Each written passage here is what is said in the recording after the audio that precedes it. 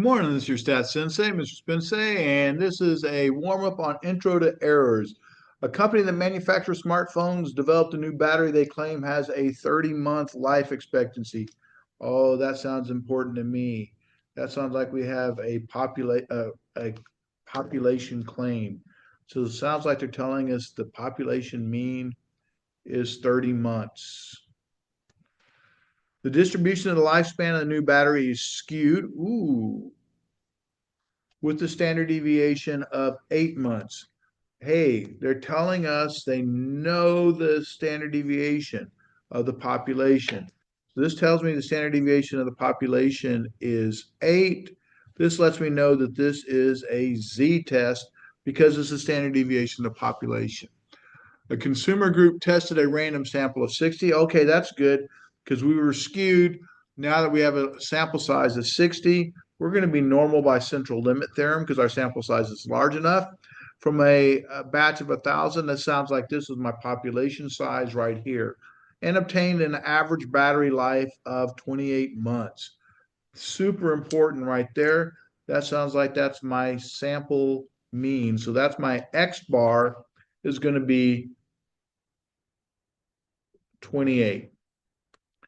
Test to see if the battery is lasting less than 30 months. So we have a less than 30 months. So let's go ahead and talk about what our a null and alternative is. So in this case, we have a claim of 30 months. So HO, the mu is 30 months. The alternative, they want to see if it's lasting less than 30 months. All right. So we know it's a z because they gave us the standard deviation of the population. So z equals x minus mu standard deviation divided by square root of n. Just know the only difference between it and a z and a t is this is a standard deviation of the population. If it had been a t, it would have been standard deviation of the sample. Our important information. Our mean is 30 months. Our X bar is also 28 months. And our population standard deviation is 8 months. And we had a sample size of 60. So we're running a z-test because we're using the standard deviation of the population. So with that in mind, stat, test, z-test, arrowing over to stats, mean of 30, standard deviation of the population, 8. That's what made it a z. We have an X bar of 28 and a sample size of 60. And they specifically said they wanted to see if it was going to be less.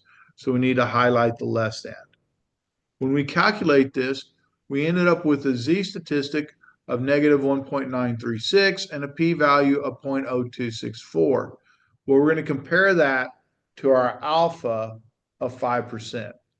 All right, so 0.0264 is less than our alpha 0.05. Our decision is to reject the null. So basically, we're rejecting this, the mean of 30 months, and we believe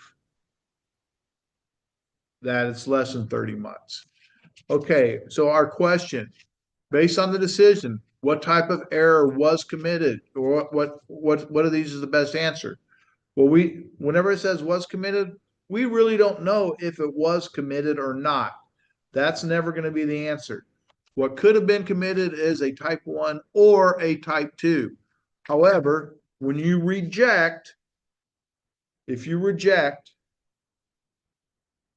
the only type you can commit is a type 1. The easy way to remember it is type 2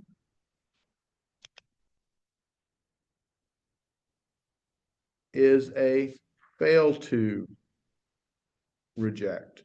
Well, we didn't fail to reject. We rejected, so this doesn't play in part. We rejected, so this means the only type of error that we may have committed is a type 1. All right, next problem. The anterior cruciate ligament is one of the ligaments that helps stabilize the knee. Recovery time from surgery to repair the ACL averages 224 days. All right, at this point, it sounds like we have a population mean of 224 days. So mu is 224 days. A medical center believes that they may have developed a new surgical procedure which reduces average recovery. A random sample of 31. Okay, we have a sample size of 31. I'm glad they told us it was random because that's one of our conditions. Out of more than 500, there's our population size. The average recovery time for those receiving the new was 203 days. All right, so we have 203 days. This is our X bar with a standard deviation of 85. So from the sample, we have a standard deviation of 85. So S equals 85. And because it's a sample standard deviation, this makes this a T statistic. So let's go ahead and test at significance level 0.05, determines new procedure, reduces recovery time. So let's go ahead and write our null and alternative whenever we're doing a hypothesis test. It's really important that you identify which one you're running. So in this case, our null is the mean is 224 days. The alternative is it reduced it and the mean is less than 224 days. Well, we know we're running a T statistic because we're using the standard deviation of the sample. So T statistic, T equals X bar minus mu, S divided by square root of N. Our important information, 224 days is what it used to be. Our standard deviation of our sample is 85 days. We have a sample mean of 203 days, and N is 31. So we just plug that information in. So let's go ahead and run that T test and see what happens. All right. So stat, test, T test, statistics. The mean is 224. We got a sample mean of 203, and we had a sample standard deviation of 85. And lastly, we had a sample size of 31. And we want to see if it's less. When we calculated, we got a p-value of 0.089. All right. So this is our T statistic, negative 1.375, and a p-value of 0.089. Well, our alpha is 0.05. So 0.0895 is greater than 0.05.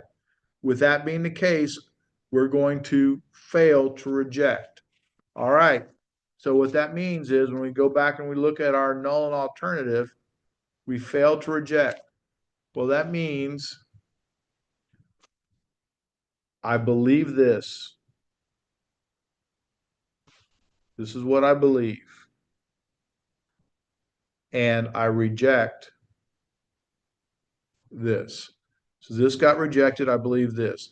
But the key is when we reject, when we fail to reject, the only type of error we could have committed, notice the key word is could, is fail to reject type 2. Why? Here's the way to remember it. Fail to type 2. And we're never going to say it was committed. We're going to say may have been committed. So we might have committed that error. All right. I hope that helps. So in this case, if we committed a type 2 error, we believe this when in fact the other was true, but we don't know. We may have made the right decision. We don't know. That's why we say we may have committed it. All right. Appreciate you watching. Look forward to seeing you on the next one. Thank you.